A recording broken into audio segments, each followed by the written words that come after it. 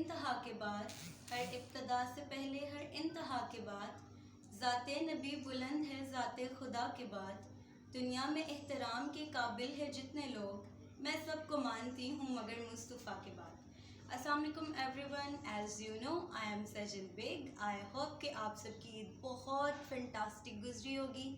روٹھے ہوئے لوگوں کو منا لیا ہوگا، اور آپ سب ضرور اپنے عزیز و اقارب سے ملنے قبرستان بھی گئے ہوں گے، اور جو اس دنیا میں حیات ہے ان کے پاس بھی گئے ہوں گے، کیونکہ میٹھی عید تھی تو پھر میٹھے میٹھے شکوے اور میٹھی میٹھی ہی باتیں ہوئی ہوں گی۔ تو آج شوال کا پہلا جمعۃ المبارک ہے۔ ایکچولی ڈے ٹائم ویڈیو اسی لیے نہیں اپلوڈ ہو سکی بیکاز ایک تو عید کی کافی تھکاوٹ تھی، اوپر سے روزوں کی کافی زیادہ تھکن تھی، تو دیٹس وائی میں ویڈیو اپلوڈ نہیں کر سکی۔ اچھا، پوئٹری، سنگنگ بائی دا وے میرا پیشن ہے، اور سنگنگ میں صوفی کلام بھی آ جاتے ہیں، نعتیں بھی آ جاتی ہیں، اور عشق مزاجی بھی آ جاتے ہیں، اور عشق حقیقی بھی آ جاتا ہے، لیکن پوئٹریز جو ہیں وہ میرا پیشن نہیں تھی۔ ہاں، مجھے پوئٹریز پسند بہت ہیں، اور میرے فیوریٹ جو پوئٹ ہیں وہ ڈاکٹر علامہ اقبال ہیں، بٹ مجھے اچھا تب لگتا ہے جب مجھے کہا جاتا ہے کہ سجل آپ کی وائس میں یہ پوئٹری چاہیے۔ سو پلیز جج کرنا ہم سائیکالوجسٹ کا کام ہے، کسی کو بھی آئی گیس جج کرنے کا کسی کو رائٹ نہیں ہوتا۔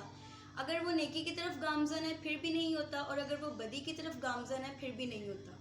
اگر وہ نیک ہو چکا ہے تو میرے خیال سے دنیا کو اس کو ٹریگر نہیں کرنا چاہیے، دنیا کو اس کو انسسٹ نہیں کرنا چاہیے، دنیا کو اس کو ٹیز نہیں کرنا چاہیے۔ کیوں؟ کیونکہ اللہ تعالیٰ جب خوش ہوتا ہے تو سب سے پہلے سجدے کی توفیق دیتا ہے، اور جب اللہ تعالیٰ ناراض ہو جاتا ہے تو سب سے پہلے سجدے کی توفیق ہی چھینتا ہے۔ آپ کی ایک نماز پڑھی اور دوسری نماز آپ نے نہ پڑھی تو سمجھ جائے گا کہ آپ کی پہلی نماز قبول نہیں ہوئی، اس لیے اس پروردگار نے آپ کو دوسرے سجدے کی بھی توفیق نہیں تھی۔ میں نے اپنی لاسٹ ویڈیوز میں یہ بات بہت پیار سے اور خوش اسلوبی سے کہی تھی کہ پلیز ڈونٹ جج سم ون، جو کچھ بھی کر رہا ہے اس کو اس کے ساتھ ہی، اس کو اس کے ٹائم کے ساتھ ہی کمپیئر کریں، اس کو اس کا ماضی یا پھر اس کے حال میں جو بھی کچھ ہو چکا ہے یا آپ جو بھی کچھ دیکھ چکے ہیں اس کا ٹونٹ کبھی بھی مت ماریں۔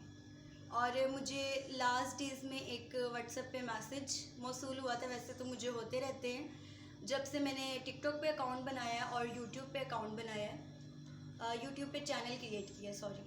تو مجھے لاسٹ ٹائم جو میسج آیا تھا وہ کافی ہرٹ تھا، بٹ مجھے ایسے میسیجز کی عادت ہے، تو میری ان سب لوگوں سے ریکویسٹ ہے کہ پلیز آپ بے شک مجھے فالو نہ کریں، لیکن میرے منہ سے نکلی مصطفیٰ کے دین کی باتیں اور حق کی باتوں کو ایٹ لیسٹ فالو کر لیں تو آئی گیس بہتر ہوگا۔ بات پھر وہ یہ ہے کہ وی کانٹ جج سم ون، بیکاز یہ ایک سائیکیٹرسٹ، ایک سائیکالوجسٹ کا کام ہوتا ہے،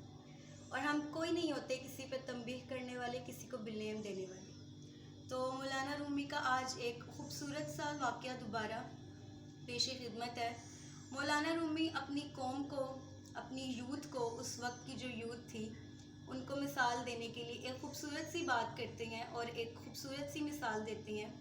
کہ ایک مرتبہ ایک جوڑا تھا، ایک کپل تھا، اور وہ جو ہسبینڈ تھا وہ جولر تھا، سونار تھا، اور انہوں نے ایک جو تھا وہ بیبی اڈاپٹ کیا تھا because they have no child, اور کافی اس کو جو ترسے ہوئے ماں باپ ہوتے ہیں، جو ترسا ہوا کپل ہوتا ہے، وہ پھر دوسرے کے بیبی کو بھی بہت زیادہ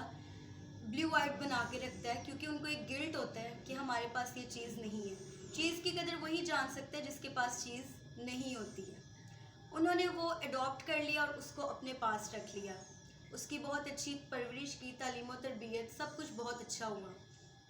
اور جب وہ جوانی کی سرحدوں کو چھونے لگا، 18-19 ایئرس کا ہو گیا، تو ایک دن ایک عجیب واقعہ ہوا۔ سونار کی بیوی دھاڑے مار مار کے رونے لگی کہ اس بچے نے غلط نیت سے اپنی ماں کا ہاتھ پکڑ لیا۔ جب سونار گھر آیا تو وہ باہر بیٹھی بین کر رہی تھی، بیٹا زاروں قطار معافی مانگ رہا تھا اس غفلت بھرے لمحے کے لیے، لیکن سونار کی بیوی بہت پریشان تھی، اور سونار سے اس نے التجا کی کہ میری تھوڑی دیر کے لیے بات سنی جائے۔ سونار نے کہا کیوں نہیں، بتاؤ۔ وہ خود بھی بہت رنجیدہ تھا۔ سونار کی بیوی نے ساری بات اس کو بتائی، کہہ سنائی، اور سونار بولا اس میں تمہارے یا میرے بیٹے کا کوئی قصور نہیں ہے، میں نے آج ایک عورت کا غلط نیت سے ہاتھ پکڑ کے اس میں چوڑیاں پہنائی تھیں، اور جیسے ہی میں نے اس عورت پہ غلط نظر ڈالی، مکافات عمل پوری قوت سے میرے گھر پہ برس پڑا۔ اس میں اس بچے کا کوئی قصور نہیں۔ میں نے اتنے سالوں میں آج پہلی دفعہ کسی عورت پہ غلط نیت ڈالی تھی، اور آج وہی مکافات عمل دنیا میں ہی میرے سامنے آ گیا۔ میں نے سنا تھا مکافات عمل ہوتے ہیں، لیکن ایک دم اتنی جلدی ہو جاتے ہیں۔ میں بندہ بشرطہ مجھ سے بھول ہو گئی، اور یہ میری سگی اولاد نہیں تھی، لیکن چونکہ میں نے اسے اپنی سگی اولاد کی طرح پالا تھا، تو اسی لیے مکافات عمل لوٹ کے آ گیا میری طرف۔ استغفر اللہ۔